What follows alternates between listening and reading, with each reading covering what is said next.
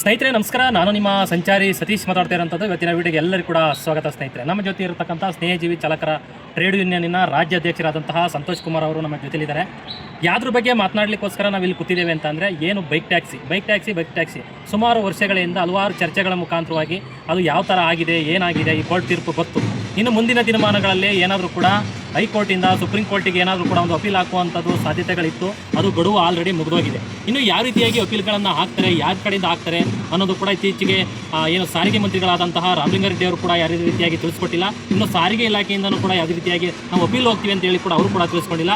ಇದು ಯಾವ ರೀತಿಯಾಗಿ ಹಾಕ್ತಾರೆ, ಯಾವ ಒಂದು ಸಂಘಟನೆಯವರು ಹಾಕ್ತಾರಾ ಇಲ್ಲ ಚಾಲಕರು ಹಾಕ್ತಾರಾ, ಇದೆಲ್ಲರೂ ಒಂದು ಗೊಂದಲ ಇದೆ. ಹಾಗಾಗಿ ಒಂದು ಗೊಂದಲವನ್ನು ಕ್ಲಿಯರ್ ಮಾಡ್ಕೊಳ್ಳೋಕ್ಕೋಸ್ಕರ ಸಂತೋಷ್ ಅವರು ಇದ್ದಾರೆ. ನಮ್ಮ ಕಾರ್ಯಕ್ರಮಕ್ಕೆ ಸ್ವಾಗತ ಸರ್. ನಿಮಗೆ ಸರ್, ಈಗ ಬೈಕ್ ಟ್ಯಾಕ್ಸಿ ಬಗ್ಗೆ ಯಾವ ರೀತಿಯಾಗಿ ಅಪೀಲ್ ಆಗುತ್ತೆ, ಮುಂದೆ ಯಾವ ರೀತಿ ಸುಪ್ರೀಂ ಕೋರ್ಟಿಗೆ ಹೋಗುತ್ತೆ ಅನ್ನೋದನ್ನು ನಿಮಗೆ ಗೊತ್ತಿರೋಷ್ಟು ವಿಚಾರಗಳನ್ನು ಹಂಚ್ಕೊಳ್ಳಿ ಸರ್ ನಮ್ಮ ವೀಕ್ಷಕರಿಗೆ. ಆ್ಯಕ್ಚುಲಿ ನೋಡಿ, ಬೈಕ್ ಟ್ಯಾಕ್ಸಿ ತೀರ್ಪು ಬಂದ ನಂತರ ನಮಗೆ 30 ದಿನಗಳ ಕಾಲ ಗಡುವು ಕೂಡ ಇರ್ತದೆ. ಸೊ ಆ 30 ದಿನಗಳ ಅವಧಿಯಲ್ಲಿ ನಾವು ಸುಪ್ರೀಂ ಕೋರ್ಟ್ನ ಅಪೀಲ್ ಮಾಡಬೇಕು. ಸುಪ್ರೀಂ ಕೋರ್ಟಲ್ಲಿ ನಾವು ಅಪೀಲ್ನ ಸಲ್ಲಿಸಬೇಕಾಗ್ತದೆ. ಸೊ ಆದರೆ 30 ದಿನಗಳಾದ್ರೂ ಕೂಡ ಯಾವುದೇ ಸಚಿವರಾಗಿದೆ ಅದಕ್ಕೆ ಸಂಬಂಧಪಟ್ಟಿರುವ ಹಾಗೆ ಯಾವುದೂ ಕೂಡ ಮೇಲ್ಮನವಿ ಸಲ್ಲಿಸುವಂಥ ಕೆಲಸಗಳನ್ನು ರಾಜ್ಯ ಸರ್ಕಾರ ಖಂಡಿತವಾಗಿ ಮಾಡಲಿಲ್ಲ. ಸೊ ನಾವು ಏನು ತೀರ್ಪು ಬಂದ ನಂತರ ಮಾರನೇ ದಿನವೇ ನಾವು ಹೋಗಿ ಮಿನಿಸ್ಟರ್ನ ಮಾನ್ಯ ಸಾರಿಗೆ ಸಚಿವರು ರಾಮಲಿಂಗಾರೆಡ್ಡಿ ಅವರ ಒಂದು ಕಚೇರಿಯಲ್ಲಿ, ಜೊತೆಗೆ ವಿಧಾನಸೌಧದ ಅವರ ಚೇಂಬರ್ನಲ್ಲೂ ಕೂಡ ಹೋಗಿ ಭೇಟಿ ಮಾಡಿ ಮನವಿಯನ್ನು ಕೂಡ ಕೊಟ್ಟು ಇದನ್ನು ಆದಷ್ಟು ಬೇಗ ತಾವು ತಮ್ಮ ಸರ್ಕಾರದ ವತಿಯಿಂದ ಸುಪ್ರೀಂ ಕೋರ್ಟ್ಗೆ ಅಪೀಲ್ ಹೋಗುವಂಥ ಕೆಲಸ ಮಾಡಬೇಕು ಅಂತಲೂ ಕೂಡ ತಿಳಿಸಿದ್ರು. ಆಯಿತು, ಅದಕ್ಕೆ ಸಂಬಂಧಪಟ್ಟಿರುವ ಹಾಗೆ ನಾವು ಟ್ರಾನ್ಸ್ಪೋರ್ಟ್ ಕಮಿಷನರ್ ಹತ್ರನ ಮಾತನಾಡಿ, ಜೊತೆಗೆ ನಾವು ಎಜೆ ಅವ್ರನ್ನು ಕೂಡ ಅದನ್ನು ವಿಚಾರಿಸಿಕೊಂಡು ನಂತರ ಅದನ್ನು ನಾವು ಸುಪ್ರೀಂ ಕೋರ್ಟ್ಗೆ ಅಪೀಲ್ ಹಾಕುವಂಥ ಕೆಲಸ ಮಾಡ್ತೀವಿ ಅಂತ ಹೇಳ್ತಾರೆ. ಬಟ್ ಆದರೆ ಅದಾದ ನಂತರ ಇದುವರೆಗೆ ಚಾಲಕರಿಗೆ ಮಾಡಿರ್ತಕ್ಕಂಥ ಕೆಲಸ ಮುಗಿಗೆ ತುಂಬ ಸೋರುತ್ತದೆ. ಸೊ ಎಲ್ಲಿಯೂ ಕೂಡ ಬೈಕ್ ಟ್ಯಾಕ್ಸಿಯ ವಿಚಾರವಾಗಿ ಸುಪ್ರೀಂ ಕೋರ್ಟ್ಗೆ ಹೋಗ್ತೀವಿ, ನಾವು ಪರವಾಗಿ ನಿಂತ್ಕೊಳ್ತೀವಿ ಅಂತಹ ಹೇಳಿಕೆಗಳು ಅಥವಾ ಅದಕ್ಕೆ ಒಂದು ಭರವಸೆಯನ್ನು ಕೂಡ ರಾಜ್ಯ ಸರ್ಕಾರದ ಸಾರಿಗೆ ಸಚಿವರಾಗಿರ್ತಕ್ಕಂಥ ರಾಮಲಿಂಗಾರೆಡ್ಡಿ ಅವರು ಕೊಡದಲೇ ಇರತಕ್ಕಂಥದ್ದು ಎಲ್ಲೋ ಒಂದು ಕಡೆ ಇವರ ಒಂದು ಮನಸ್ಥಿತಿಯನ್ನು ತೋರಿಸೋಂಥ ಕೆಲಸ ಆಗ್ತಿದೆ. ಸೊ ನಮ್ಮ ಉದ್ದೇಶ ಒಂದೇ, ಸುಪ್ರೀಂ ಕೋರ್ಟ್ ಕೆಲವೊಂದು ಕಡೆ ರಾಜ್ಯ ಸರ್ಕಾರ ಹೋಗ್ತದೆ ಅನ್ನೋ ಒಂದು ಆಸೆ ಕೂಡ ಇತ್ತು. ಆದರೆ ಎಲ್ಲೋ ಒಂದು ಕಡೆ ಅದು ಹೋಗ್ದಲೇ ಇರೋವಂಥದ್ದು ಎಲ್ಲರೂ ಯಾವ ರೀತಿ ನಮ್ಮ ಚಾಲಕ ವರ್ಗವನ್ನು ಬಳಸ್ಕೊಂಡ್ರು, ಈ ಬಾರಿ ರಾಜ್ಯ ಸರ್ಕಾರದ ಸಾರಿಗೆ ಸಚಿವರಾಗಿರ್ತಕ್ಕಂಥ ರಾಮಲಿಂಗಾರೆಡ್ಡಿ ಅವರು ಕೂಡ ಅದೇ ಕೆಲಸನ ಅದ್ಭುತವಾಗಿ ಮಾಡಿ ಮುಗಿಸಿದ್ರು. ಏನು ನಾವು ಕಳೆದ 2022-23ನೇ ಸಾಲಿನಲ್ಲಿ ಹೋರಾಟವನ್ನು, ಬೃಹತ್ ಮಟ್ಟದ ಒಂದು ಹೋರಾಟವನ್ನು ಬೆಂಗಳೂರಿನಲ್ಲಿ ಮಾಡಿದ್ದೆ. ಆ ಸಂದರ್ಭದಲ್ಲಿ ಸಾರಿಗೆ ಸಚಿವರಾಗಿರ್ತಕ್ಕಂಥ ರಾಮಲಿಂಗಾರೆಡ್ಡಿ ಅವರು ಕೂಡ ಬಂದು, ನಮ್ಮದು ಕೂಡ ಒಂದು ಸಂಘಟನೆ ನಿಮ್ಮ ಪರವಾಗಿರ್ತದೆ, ಯಾವುದೇ ಕಾರಣಕ್ಕೂ ನೀವು ಚಿಂತೆ ಮಾಡಬೇಡಿ, ನಾವು ಇರೋವರೆಗೂ, ನಮ್ಮ ಸರ್ಕಾರ ಇರೋವರೆಗೂ ಬೈಕ್ ಟ್ಯಾಕ್ಸಿಗೆ ಯಾವುದೇ ರೀತಿ ಅನುಮತಿ ನೀಡೋದಿಲ್ಲ ಅಂತೇಳಿ ಹೇಳಿಕೆಯನ್ನು ಕೊಟ್ಟಿದ್ದರು. ಆದರೆ ಅದಾದ ಮೇಲೆ ಆಗಿರ್ತಕ್ಕಂಥದ್ದೆಲ್ಲವೂ ಕೂಡ ತಮ್ಮ ಒಂದು ಗಮನಕ್ಕೆ ಇದೆ.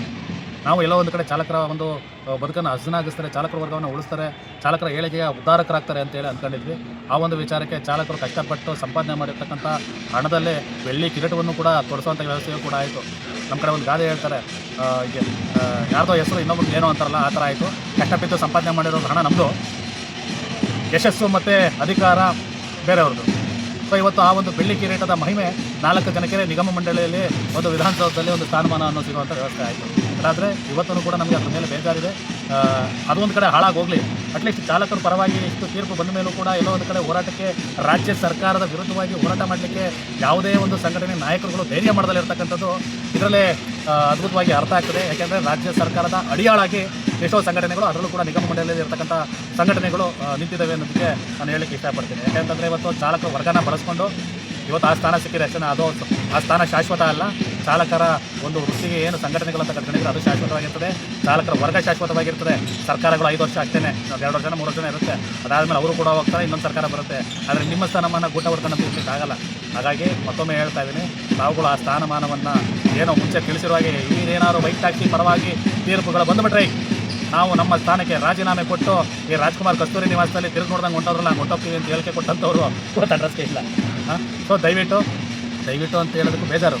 ತಾವೇನಾದ್ರು ಅಲ್ಪ ಸ್ವಲ್ಪ ಏನಾದ್ರು ಉಳಿಸ್ಕೊಂಡಿದ್ರೆ ಅದನ್ನು ಬಿಸಾಕಿ ಬಂದು ಹೋರಾಟಕ್ಕೆ ಕರೆ ಕೊಡಿ, ಖಂಡಿತವಾಗಿ ನಾವು ಕೂಡ ಬೆಂಬಲ ಕೊಡ್ತೀವಿ.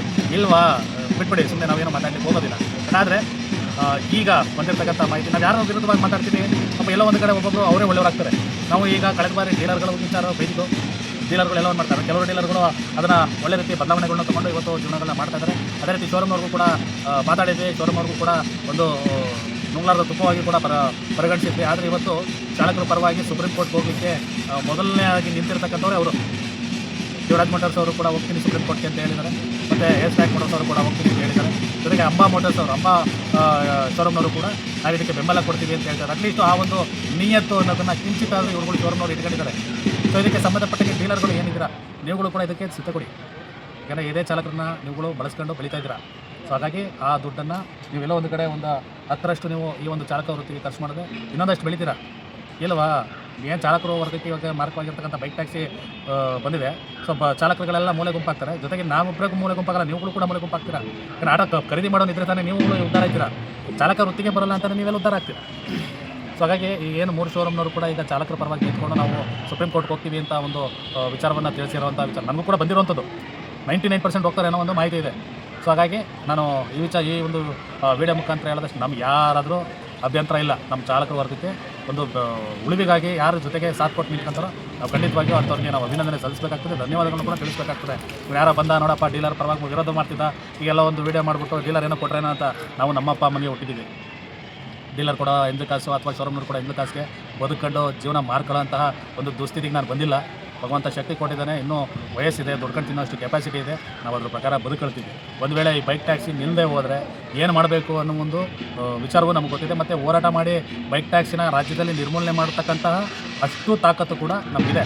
ಅದು ಹೋರಾಟದ ಮುಖಾಂತರ ಮಾಡ್ತೀವಿ, ಇನ್ನೊಂದು ಮುಖಾಂತರ ಮಾಡ್ತೀವಿ, ಅದನ್ನು ಮಾಡ್ತೀವಿ. ಯಾಕೆಂದರೆ ಏನು ತೀರ್ಪು ಬಂದ ನಂತರ ನಿರಂತರವಾಗಿ ಪತ್ರಾಭಿಯಾನ ಇಲ್ಲಿವರೆಗೂ ಸರಿಸುಮಾರು 55,000ಕ್ಕೂ ಹೆಚ್ಚು ಪತ್ರಗಳನ್ನು ಪ್ರೈಮ್ ಮಿನಿಸ್ಟರ್ ಚೇಂಬರ್ಗೆ ಕಳಿಸುವಂತಹ ಕೆಲಸ ಪೋಸ್ಟ್ ಮಾಡೋದ್ರ ಮುಖಾಂತರ ಮಾಡಿದ್ದೀವಿ. ಅದು ನಮ್ಮ ತಾಕತ್ತು. ಅದೇ ಸಂಘಟನೆ.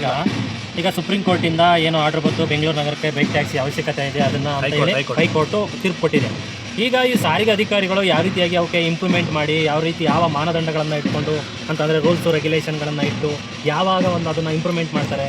ಈಗ ಆಲ್ರೆಡಿ ITBT ಕಂಪ್ನಿಗೆ ಹೋಗುವಂತಹ ಟಿಕ್ಕಿಗಳು ಮತ್ತೊಂದು ಎಲ್ಲಿ ಯಾರ್ಯಾರು ಕೆಲಸಕ್ಕೆ ಹೋಗ್ತಾರೆ ಎಲ್ಲರೂ ಕೂಡ ಆ ಒಂದು ಬೈಕ್ ಟ್ಯಾಕ್ಸಿಯನ್ನು ಅಂತಂದರೆ ಅಟ್ಯಾಚ್ ಮಾಡಿಕೊಂಡು ಎಲ್ಲರೂ ಕೂಡ ಒಂದು ಇದರಿಂದ ಮಾಡ್ತಾ ಇದ್ದಾರೆ. ಅವ್ರಿಗೆ ಯಾವ ರೀತಿಯಾಗಿ ಕಡಿವಾಣ ಆಗ್ತಕ್ಕಂಥ ಕೆಲಸವನ್ನು ಯಾವಾಗ ಮಾಡ್ತಾರೆ ಈ ಸಾರಿಗೆ ಅಧಿಕಾರಿಗಳು? ನೋಡಿ ಸರ್, ಇದೇನಾಗಿದೆ, ಆ 30 ದಿನಗಳ ಗಡುವು ಏನಿತ್ತು ಆ ಟೈಮಲ್ಲಿ ನಾವು ಸುಪ್ರೀಂ ಕೋರ್ಟ್ ಹೋಗಿದ್ದರೆ ಕೇಸ್ ಇಲ್ಲಿವರೆಗೂ ಏನು ಬಂದಿದೆ ಅಂದರೆ LKGಯಿಂದ SLCವರೆಗೂ ಬಂದಿದೆ ಅಂತ ಇಟ್ಕೊಳ್ಳಿ. ಇನ್ನು ನೆಕ್ಸ್ಟ್ ಆ 30 ಡೇಸ್ ಒಳಗಡೆ ಹೋದರೆ SLCನ ಕಂಟಿನ್ಯೂ ಆಗೋದು. ಸೊ ಈಗ ಸುಪ್ರೀಂ ಕೋರ್ಟ್ಗೆ ಹೋದರೆ ನೆಕ್ಸ್ಟ್ ಆಸ್ ಇಟ್ ಈಸ್ ಏನಾಗ್ತದೆ, again return LKG UKG first standard second standard ಇನ್ನೊಂದು 2-3 ವರ್ಷ ಅದೇ ಆಗುತ್ತೆ.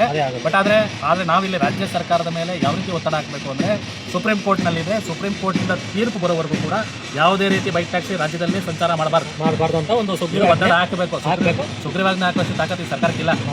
ಯಾಕೆಂದರೆ ಮಾಡಬೇಕು ಅಂದಿದ್ರೆ ಯಾವಾಗಲೂ ಮಾಡ್ಬೋದಿತ್ತು. ಏನು 11 ಜನರ ಕಮಿಟಿ ಮಾಡಿತ್ತು ಅವತ್ತು ಉಗುರೇ ನಾನು ಸೋಷಿಯಲ್ ಮೀಡಿಯಾಗಳಲ್ಲಿ ಈ 11 ಜನರ ಕಮಿಟಿ ಮಾಡಿದರೆ ನಿಗಮದಲ್ಲಿ ಸ್ಥಾನಮಾನ ತೊಗೊಂಡಿರೋಂಥವ್ರು ಯಾವನಾರು ಬಾಯ್ಬಿಟ್ಟು ಏನಾರು ಮಾತಾಡಿದರೆ ನೀವು ಇದ್ರ ವಿರುದ್ಧವಾಗಿ ನಾವು ಹಂಗೆ ಮಾಡ್ತೀವಿ ನಾವು ಹಿಂಗೆ ಮಾಡ್ತೀವಿ ಅಂತಂತಿದ್ದವ್ರು ಯಾರು ಕೂಡ ಏನೂ ಮಾಡಲಿಲ್ಲ ಅಂತೇಳಿ ಅವತ್ತೂ ಕೂಡ ಮಾತಾಡಿದೆ. ಸೊ ಅವರು ಕೂಡ ಏನು ಕಮಿಟಿ ರಚನೆ ಮಾಡಿದ್ರು, ಆ ಕಮಿಟಿಯವರು ಕೂಡ ನಮ್ಮ ಪರವಾಗಿ ಅಂದರೆ ಆಟೋ ಮತ್ತು ಕ್ಯಾಬ್ ಚಾಲಕರ ಪರವಾಗಿ ನಿಂತಂತು. ಆದರೂ ಕೂಡ ಕೋರ್ಟಿಂದ ಈ ರೀತಿ ಜಡ್ಜ್ಮೆಂಟ್ ಬರ್ತದೆ ಅಂದರೆ ರಾಜ್ಯ ಸರ್ಕಾರ ಆ್ಯಕ್ಚುಲಿ ನೋಡಿ ಹೈಕೋರ್ಟ್ ಒಂದು ಪಾಯಿಂಟನ್ನು ತಿಳ್ಕೊಳ್ಳೋದು, ಹೈಕೋರ್ಟು ರಾಜ್ಯ ಸರ್ಕಾರಕ್ಕೆ ಸಜೆಷನ್ ಅಂದರೆ ಒಂದು ಐಡಿಯಾಸ್ ಕೊಡ್ಬೋದು ಅಷ್ಟೇ. ಈ ರೀತಿ ಮಾಡಿ ಹಿಂಗೆ ಮಾಡಿ ಅಂತೇಳಿ ಆರ್ಡ್ರ್ ಮಾಡೋ ಅಧಿಕಾರ ಇಲ್ಲ. ಯಾಕೆಂದರೆ ರೂಲ್ಸ್ನ ಫಾರ್ಮ್ ಮಾಡಬೇಕಾಗಿರ್ತಕ್ಕಂಥದ್ದು ಅಥವಾ ರಾಜ್ಯ ಸರ್ಕಾರನ ಹ್ಯಾಂಡಲ್ ಮಾಡ್ತಾ ಇರ್ತಕ್ಕಂಥವ್ರಿಗೆ ಸಂಪೂರ್ಣ ಜವಾಬ್ದಾರಿ ಇರುತ್ತೆ. ಈ ಸರ್ಕಾರದವರು ಯಾವ ರೀತಿ ಕೊಡ್ಬೋದಿತ್ತು ಸ್ಟೇಟ್ಮೆಂಟ್ ಅಂದರೆ ರಾಜ್ಯದಲ್ಲಿ ಈ ಬೈಕ್ ಟ್ಯಾಕ್ಸಿಯಿಂದ ತೊಂದರೆಗಳಾಗ್ತಾಯಿದೆ, ರಾಜ್ಯದ ಮಾನ ಮರ್ಯಾದೆ ತೆಗಿತಾರೆ, ನಮ್ಮ ರಾಜ್ಯದ ಹೆಸರು ಹಾಳಾಗ್ತಾಯಿದೆ, ಹೊರ ರಾಜ್ಯಗಳಿಂದ ಬಂದು ಇಲ್ಲೆಲ್ಲ ಕ್ರೈಮ್ಗಳನ್ನ ಮಾಡ್ತಾ ಇದ್ದಾರೆ ಅಂತೇಳಿ ಇವರು ವಿರೋಧ ಮಾಡಿ ನಮ್ಮ ರಾಜ್ಯಕ್ಕೆ ಬೇಡ ಅಂತೇಳಿ ಕರ್ನಾಟಕದ CM ಮತ್ತು ಸಾರಿಗೆ ಸಚಿವರು ನಿಂತ್ಕೊಂಡು ಒಂದೇ ಒಂದು ಹೇಳಿಕೆ ಕೊಟ್ಟಿದ್ದರೆ ರಾಜ್ಯದಲ್ಲಿ ಇರ್ತಾ ಇರಲಿಲ್ಲ. ಇದು ಈಗ ಇವರು ಏನು ಸೆಪ್ಟೆಂಬರ್ 23ರ ಹೋರಾಟವನ್ನು ನೆನೆಸ್ಕೊಂಡಾಗ 11ರಲ್ಲಿ ಹೋರಾಟ ನೆನೆಸ್ಕೊಂಡಾಗ ಇದೇ ಸಚಿವರು ರಾಮಲಿಂಗಾರೆಡ್ಡಿ ಅವರು ಭಾಳ ಘಂಟಾಘೋಷವಾಗಿ ಸ್ಟೇಜ್ ಮುಖಾಂತರ ಇತ್ತು ಹೇಳಿದರು. 28 ಸಂಘಟನೆಯಲ್ಲಿ ನಂದು ಒಂದು ಅಂತೇಳಿ ಭಾಳ ಘಂಟಾಘೋಷವಾಗಿ ಹೇಳಿದರು. ಅವರು ಯಾವ ರೀತಿಯಾಗಿ ಅಂತಂದರೆ ಎಲ್ಲ ಚಾಲಕರು ಇಲ್ಲ ಏನೋ ಒಂದು ನಮಗೆ ನ್ಯಾಯ ಸಿಗ್ತದೆ, ಇಲ್ಲ ರಾಮಲಿಂಗಾರೆಡ್ಡಿ ಅವರೇ ನಮ್ಮ ಪರವಾಗಿದ್ದಾರೆ ಅಂತೇಳಿ ಒಂದು ಆಸೆ ಭಾವನೆಯನ್ನು ಇಟ್ಕೊಂಡಿದ್ರು. ಅವರು ದಿನ ಕಳೆದಂತೆ ಯಾವ ರೀತಿಯಾಗಿ ಒಂಥರ ಮೌನವನ್ನು ವಹಿಸ್ಕೊಂಬಂತು ಅಂತಂದರೆ ಚಾಲಕರ ಪರವಾಗಿ ಇದ್ದಂಥ ವ್ಯಕ್ತಿ ಬಂದಂಥ ನಂತರ ಏನು ಕೋರ್ಟ್ ತೀರ್ಪು ಬಂದ ನಂತರ ಒಂದು ಸುದ್ದಿಗೋಷ್ಠಿಯನ್ನು ಕೂಡ ಮಾತನಾಡಿ ಇಲ್ಲ ಇದು ಏನಾಯಿತು, ಯಾವ ರೀತಿಯಾಗಿ ಒಂದು ತಿರುವನ್ನು ತಗೊಂಡು ಅಂತೇಳಿ ಒಂದು ಕಾರಣವನ್ನು ಕೂಡ ಕೊಟ್ಟು ಒಂದು ಪ್ರೆಸ್ ಮೀಟ್ ಮುಖಾಂತರನೂ ಕೊಟ್ಟಿಲ್ಲ. ಇವತ್ತು ರಾಮಲಿಂಗಾರೆಡ್ಡಿ ಅವರು ಸುಮ್ಮನೆ ಮಾತಿಗೆ ಮಾತ್ರ ಭರವಸೆಗಳನ್ನು ಕೊಡ್ತಾರೆ, ಚಾಲಕರು ಪರವಾಗಿದ್ದಾರೆ ಅಂತೇಳಿ ಕೊಟ್ಟಿದ್ದು ಅಷ್ಟೇ ಸೀಮಿತ. ಇನ್ನು ಯಾವ ರೀತಿಯಾಗಿ ಚಾಲಕರ ಪರ ಕೆಲಸ ಮಾಡ್ತಾರೆ ಅಂತ ಅನ್ನೋದು ಚಾಲಕರಿಗೆ ಗೊತ್ತಿಲ್ಲ. ಇನ್ನೂ ಕೂಡ ಒಂದು ವಿಚಾರ ನಾನು ತಿಳ್ಕೊಂಡು ನೋಡಿ, ಅಧಿಕಾರ ನಡೆಸ್ತಕ್ಕಂಥವ್ರು ಇವಾಗ ನೋಡಿ ಕೌನ್ಸಿಲರು ಒಂದು ಈ ರಾಜಕೀಯದವ್ರದ್ದು ಒಂದು ಕ್ಯಾಟಗರಿ ಹೇಳ್ತಾರೆ, ಬ್ಲಾಕ್ ಪ್ರೆಸಿಡೆಂಟ್ ಅಂತ ಇರ್ತಾರೆ, ಅದ್ರ ಮೇಲ್ಗಡೆ ಒಂದಷ್ಟು ಜನ ವಾರ್ಡು ಅಂತ ಇರ್ತದೆ, ಮತ್ತು ಜೊತೆಗೆ ಕೌನ್ಸಿಲರ್ ಬರ್ತಾರೆ, ಕೌನ್ಸಿಲರ್ ಮೇಲೆ MLA ಮೇಲೆ MP ಮೇಲೆ ಯಾರು. ಸೊ ಈ ರೀತಿ ಅಪ್ ಟು 1 by 1 ಬಂದು ಒಂದು ಸ್ಟೆಪ್ ಬೈ ಸ್ಟೆಪ್ ಹೋಗ್ತಾರೆ. ರಾಜ್ಯ ಸರ್ಕಾರದಲ್ಲೇ ಬೈಕ್ ಟ್ಯಾಕ್ಸಿ ವಿಚಾರವಾಗಿ ರಾಮಲಿಂಗಾರೆಡ್ಡಿ ಅವರು ಖಂಡಿತವಾಗಿಯೂ ಗಟ್ಟಿ ನಿಲ್ವಲ್ಲಿದ್ದರು. ಯಾಕೆಂದರೆ ಆ ಒಂದು ಬೆಳ್ಳಿ ಕಿರೀಟಕ್ಕೆ ಎಲ್ಲ ಒಂದು ಕಡೆ ನಮ್ಮದು ಕೂಡ ಒಂಚೂರು ಕಿಂಚಿತ್ತಾದರೂ ನಮ್ಮದು ಪಾಲಿದೆ, ನಾವು ಕೂಡ ದುಡ್ಡು ಕೊಟ್ಟಿದ್ದೀವಿ ನಮ್ಮ ಸಂಘಟನೆ ಕಡೆಯಿಂದ. ಸೊ ಆ ಬೆಳ್ಳಿ ಕಿರೀಟದಲ್ಲಿ ನಮ್ಮದು ಕೂಡ ಪಾಲಿದೆ ಅಂತ ನಾವು ಹೆಮ್ಮೆಯಿಂದ ಹೇಳ್ಕೊಂತೀವಿ. ಬಟ್ ಎಲ್ಲೋ ಒಂದು ಕಡೆ ಅದು ಆ ಬೆಳ್ಳಿ ಕಿರೀಟ ಕೊಟ್ಟಿರೋಂಥ ಒಂದು ವಿಚಾರಕ್ಕೆ ಉಳಿಸ್ಕೊಡುವಂತಹ ಕೆಲಸನ ಅವ್ರು ಮಾಡಲಿಲ್ಲ. ಆ ಏನು ಬೈಕ್ ಟ್ಯಾಕ್ಸಿ ವಿಚಾರವಾಗಿ ರಾಮಲಿಂಗಾರೆಡ್ಡಿ ಅವರು ಚಾಲಕರ ಪರವಾಗಿ ಇದ್ದರು, ಎಲ್ಲಿವರೆಗೂ ಅಂತಂದರೆ ಈ ಬೈಕ್ ಟ್ಯಾಕ್ಸಿಯ ಅಧ್ಯಕ್ಷ ಆಗಿರ್ತಕ್ಕಂಥವನೊಬ್ಬ ಹೋಗಿ ರಾಹುಲ್ ಗಾಂಧಿನ ಡೆಲ್ಲಿಯಲ್ಲಿ ಭೇಟಿ ಮಾಡಿ ಅವ್ರ ಜೊತೆ ಹೋಗಿ ಎಲ್ಲ ಮಾತಾಡಿಕೊಂಡು ಅಲ್ಲಿಂದ ಶುರುವಾಯಿತು ಇಲ್ಲಿ ರಾಜ್ಯದಲ್ಲಿ ಸ್ವಲ್ಪ ಸಂಚಲನ. ಯಾಕೆ ಅಂತಂದರೆ ಒಬ್ಬ ಬೈಕ್ ಟ್ಯಾಕ್ಸಿ ಅಧ್ಯಕ್ಷ ಹೋಗಿ ರಾಹುಲ್ ಗಾಂಧಿನ ಭೇಟಿ ಮಾಡ್ತಾನೆ ಅಂತಂದರೆ ನೀವು ಅದನ್ನ ಅರ್ಥ ಮಾಡ್ಕೊಳ್ಳಿ. ನೀವು ಇಲ್ಲೇ ನಿಮ್ಮ ಏರಿಯಾದಲ್ಲಿರೋ ಕೌನ್ಸಿಲರ್ನ ಭೇಟಿ ಮಾಡ್ಲಿಕ್ಕೆ ಆಗ್ತದೆ? ಆಗಲ್ಲ. ಯಾಕಾಗೋದಿಲ್ಲ? ಆಗಲ್ಲ ಅಂತಂದರೆ ಅದ್ರ ಕೆಳಗಡೆ ಇರ್ತಕ್ಕಂಥವ್ರು ಇರ್ತಾರೆ, ಕಾರ್ಯಕರ್ತರು ಇರ್ತಾರೆ, ಅದು ಅಕ್ಕಪಕ್ಕದಲ್ಲಿ ಎಡಬಲ ಅಂತ ಇರ್ತಾರೆ, ಅವ್ರನ್ನೆಲ್ಲ ಕ್ರಾಸ್ ಮಾಡ್ಕೊಂಡು ನೀವು ಹೋಗಬೇಕು. ಕೌನ್ಸಿಲರ್ನೇ ಭೇಟಿ ಮಾಡಬೇಕು ಅಂದರೆ ನೀವು ಒಂದು ವಾರ 2 ದಿನ 3 ದಿನ ಕಾಯಬೇಕು. ಒಬ್ಬ MLA ಭೇಟಿ ಮಾಡ್ತೀನಿ ಅಂತಂದ್ರೆ ಎಷ್ಟು ದಿನ ಕಾಯಬೇಕು? ಅಂಥದ್ರಲ್ಲಿ ಒಂದು ಪಕ್ಷದ ಗ್ರಿಪ್ಪಲ್ಲೇ ಒಂದು ಪಕ್ಷಕ್ಕೆ ಒಂದು ಹೆಸರಾಗಿರ್ತಕ್ಕಂಥ ವ್ಯಕ್ತಿನ ನೆಕ್ಸ್ಟ್ ಪ್ರೈಮ್ ಮಿನಿಸ್ಟರ್ ಕ್ಯಾಂಡಿಡೇಟ್ ಬೇರೆ ಅಂತ ಹೇಳಿಕೆ ಕೊಟ್ಕೊಂಡಿರ್ತಕ್ಕಂಥವ್ರನ್ನ ರಾಹುಲ್ ಗಾಂಧಿನ ಹೋಗಿ ಬೈಕ್ ಟ್ಯಾಕ್ಸಿ ಅಧ್ಯಕ್ಷ ಹೋಗಿ ಭೇಟಿ ಮಾಡ್ತಾನೆ ಅಂತಂದ್ರೆ ನೀವು ಯಾವ ಮಟ್ಟಕ್ಕೆ ಒಂದು ಪವರ್ ಇದೆ ಅನ್ನೋದನ್ನ ಗೊತ್ತಾಗ್ತದೆ. ಅಲ್ಲಿ ರಾಹುಲ್ ಗಾಂಧಿ ಅವರು ಇಮಿಡಿಯೇಟು ಸಿದ್ದರಾಮಯ್ಯನವರು ಕಾಲ್ ಮಾಡಿದ್ದಾರೆ. ಸಿದ್ದರಾಮಯ್ಯನವ್ರ ಕೆಳಗಡೆ ಇವರೆಲ್ಲ ಇರೋದು ಮಿನಿಸ್ಟ್ರುಗಳು. ಸೊ ಅವರೇ ಏನು ನೋಡ್ರಿ ಅಂತ ಹೇಳಿದ್ದಾರೆ. ಇವರು ನೀನು ಅತ್ತಂಗೆ ಮಾಡು, ನಾನು ಸತ್ತಂಗೆ ಮಾಡ್ತೀನಿ ಅಂತೇಳಿ ಸೈಲೆಂಟ್ ಆಗಿದ್ದಾರೆ ಅಷ್ಟೇ. ಬೇರೆ ಇನ್ನೇನಿಲ್ಲ. ರಾಮಲಿಂಗಾರೆಡ್ಡಿ ಅವ್ರು ಒಳ್ಳೇದು ಮಾಡಬೇಕು ಅಂತ ಆಸೆ ಇದೆ, ಬಿಡ್ತಾ ಇಲ್ಲ. ಇಲ್ಲ ಎರಡು ಮಾಡಬೇಕಾಗ್ತದೆ. ಒಂದು ಸ್ಥಾನ ಬಿಡಬೇಕಾಗ್ತದೆ, ಇಲ್ಲ ಅಂತಂದರೆ ನಮ್ಮ ಜೊತೆ ನಮ್ಗಳ ಬಾಯಿಂದ ಮಾನ ಮರ್ಯಾದೆ ಬಿಡಬೇಕಾಗ್ತದೆ. ಎರಡೇ ಆಗೋದು. ಈಗೇನಾಗಿದೆ, ಸೈಲೆಂಟ್ ಮೌನಂ ಶರಣಂ ಗಚ್ಚಾಮಿ. ತುಂಬ ಚೆನ್ನಾಗಿ ನಮ್ಮ ಬುದ್ಧ ಅವರ ವಚನನ ತುಂಬ ಅದ್ಭುತವಾಗಿ ಅರ್ಥ ಮಾಡ್ಕೊಂಡಿದ್ದಾರೆ. ಅಟ್ಲೀಸ್ಟ್ ನಮ್ಮಲ್ಲಿ ಇರೋವಂಥವ್ರು ಯಾರು ಅದ್ರ ಬಗ್ಗೆ ದುನಿಯಾದ ಥರ ಅವನೆಲ್ಲ ಅವನ ಸಂಘಟನೆ ಏನೋ ಕಿತ್ಕೊಂಡು ತಿನ್ನಂತೆ, ಇವನು ಯಾರೋ ಅಧ್ಯಕ್ಷವಾಗಿ ಅವನ ಹತ್ರ ಹಾಕೊಂಬಂದಂತೆ, ಇವನು ಯಾರೋ ಇಲ್ಲೇನೋ ಮಾಡ್ಕೊಂಡು ಇಲ್ಲಿ ಡ್ರೈವರ್ಗಳು ಸಾಯ್ತಾ ಇರೋಂಥ ಪರಿಸ್ಥಿತಿ ಯಾವನಿಗೂ ಗೊತ್ತಾಗ್ತಾ ಇಲ್ಲ. ಇವಾಗ ಮಾತಾಡ್ರಿ ಆ ಮಿನಿಸ್ಟ್ರ್ಗಳ ಹತ್ರ ಅಂದರೆ ಯಾವನು ಮಾತಾಡೋಕ್ಕಾಗ್ತಾ ಇಲ್ಲ. ಅಟ್ಲೀಸ್ಟ್ ಚಾಲಕರುಗಳನ್ನ ಪ್ರಬುದ್ಧರಾಗಿ ಮಾಡ್ರಿ ಅಂತದನ್ನು ಮಾಡೋಕ್ಕಾಗ್ತಾ ಇಲ್ಲ. ಅದ್ಯಾವುದೋ ಆ್ಯಪ್ ಬರ್ತದಂತೆ, ಇದ್ಯಾವುದೋ ಆ್ಯಪ್ ಬರ್ತದಂತೆ.